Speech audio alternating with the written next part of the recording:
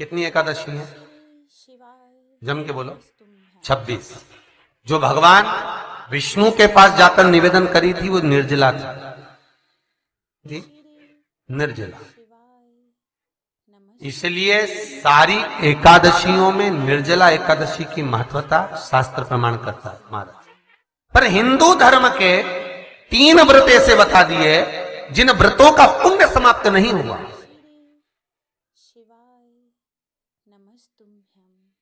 हिंदू धर्म के 3 व्रत ऐसे हो गए जिनका पुण्य समाप्त नहीं हुआ महाराज। क्यों?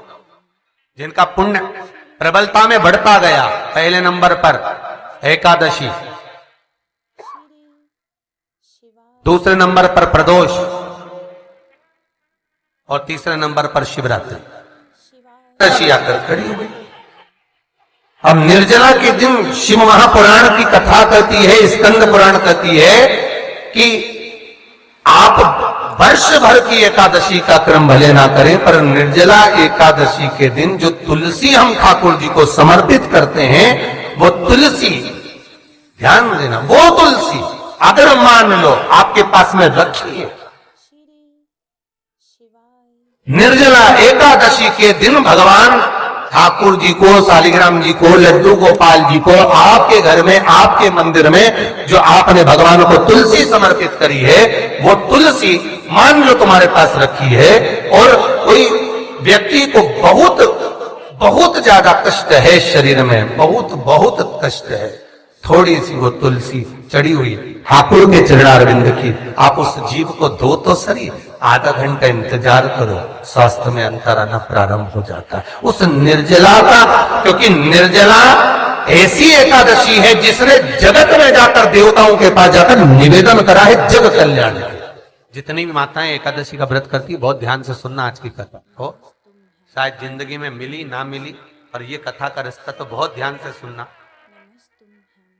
स्कंद पुराण यहां तक कहती है कि इस कथा के चरित्र को जो श्रवण कर लेता है उसको 26 एकादशी करना भी नहीं पड़ती। इस एकादशी की केवल ये कथा सुनकर ही वो तर जाता है। बहुत ध्यान से सुनना इसको, कथा को। सबसे पहला नियम एकादशी व्रत का, सबसे पहला नियम है कि आप जिस दिन व्रत करो उसके एक दिन पहले भक्ति का संचार इस हृदय में कर लो। भक्ति का संचार इस हृदय में कर लीजिए। जिस दिन आप व्रत करो, जैसे एकादशी का व्रत कर रहे हो तो दशमी के दिन शाम का समय जब आवे, रात्रि जब होने लगे, शाम का समय आवे और रात्रि का आप जब भोजन ग्रहण करो तो उस भोजन में कोई ऐसा पदार्थ ग्रहण मत करिए जिस पदार्थ के कारण आपकी एकादशी बिगड़ जाए।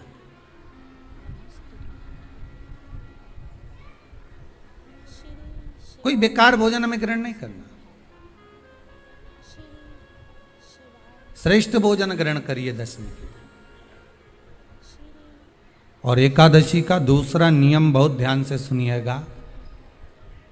जिस दिन आपकी एकादशी का व्रत हो उस दिन प्रयास करिएगा कि अपने हाथ से किसी भी वृक्ष की कोई पत्ती टूटे ना। अपने हाथ से किसी भी वृक्ष की, पौधे की, किसी भी वृक्ष की पत्ती अपने हाथ से ना टूटे। बहुत ध्यान दीजिएगा महाराज। एकादशी का ये दूसरा नियम है कि अपने हाथ से किसी पौधे की, किसी वृक्ष की, किसी डाली की कोई पत्ती टूटे ना, कोई पत्ती ना टूटे, इसका प्रयास करिए।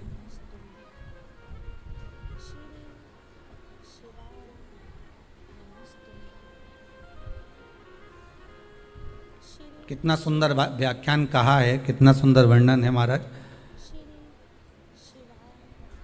कि मात्र एकादशी का व्रत कर लेने पर, मात्र एकादशी का व्रत कर लेने पर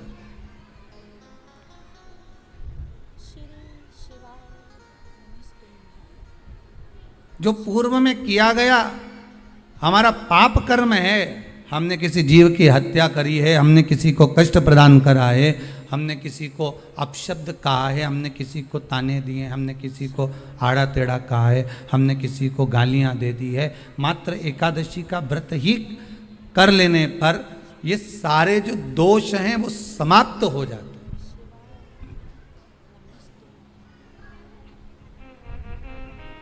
सारे दोष हमारे समाप्ति पर आ जाते हैं।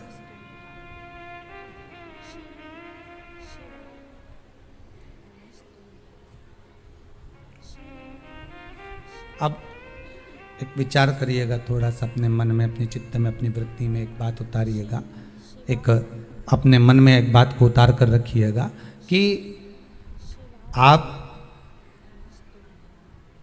अपने पाप को, अपने पाप कर्म को जिस दिन छिन्न करने वाले हो, समाप्त करने वाले हो, अपने पाप को आप जिस दिन समाप्ति पर लेकर जा रहे हो, तो उसके एक दिन पहले आपको प्रसन्नता होना चाहिए कि नहीं होना चाहिए कि कल मेरा पाप कटने वाला है, कल मेरा पाप समाप्त होने वाला है, जो मैंने पाप कर्म करा है वो समाप्त होगा, जो मैंने पाप कर्म करा है वो कल समाप्त हो जाएगा। तो एक दिन पहले आपके चेहरे पर प्रसन्नता हो कि ना हो?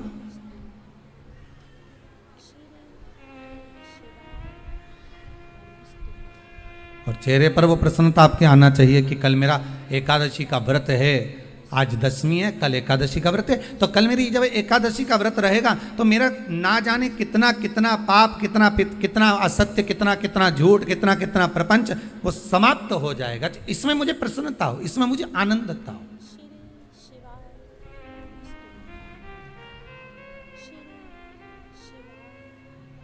तो क्या कहा गया कि प्रयास करिएगा कि एकादशी के दिन कोई वृक्ष की, कोई डाली की, कोई कोपल की कोई पत्ती ना तोड़ी जाए।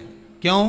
तो कहा अगर उस पत्ती को हम तोड़ देते हैं, वृक्ष की पत्ती को या क्यारे में लगी हुई कोई डाली की पत्ती को हम तोड़ देते हैं तो एकादशी का पुण्य फल प्राप्त नहीं होता, एकादशी का कोई फल हमारे खाते में नहीं जाता, पुण्य फल प्राप्त। अब फिर भले तुम चाहे तुमने मोरधन खाया हो, चाहे तुमने फिर चिप्स खाई हो, चाहे तुमने फिर व्रत का कितना ही सामान खा गए हो और तुमने सोचा कि आज मेरी एकादशी है, तो फिर उसका कोई फल प्राप्त नहीं है, उसका कोई सुख प्राप्त नहीं है आपको, फिर उसका कोई आनंद प्राप्त नहीं है आपको, फिर उसमें कोई आनंद की अनुभूति आपको नहीं मिल रही है।